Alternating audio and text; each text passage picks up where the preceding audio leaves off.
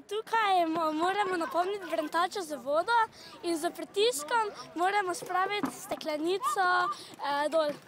66 prijateljev iz Slovenije in Avstrije je takole združilo skupne moči na tehničnem dnevu, kjer tudi športnih iger ni manjkalo.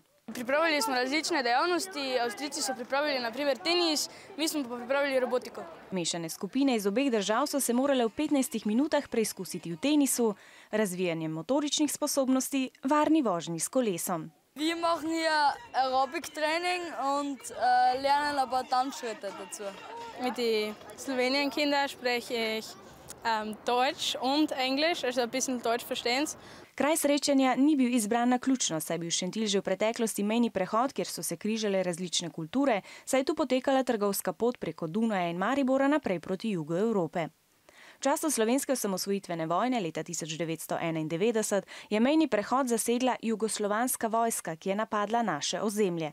A meje smo obvarovali in mejni prehod je ločeval državi vse do leta 2007, ko so se po vstopu v Schengen odprle meje celotne Evropske unije. Se ti zdi, da imamo kakšne predsodke do tujcev? Naj ne bi bilo tako, ampak je, vse povsod se to dogaja, ampak tu se pač zbiramo, da ne bi bilo predsotkov. Danes ni bilo pomembno, na kateri strani meje smo doma, tudi jezik ni bil ovira.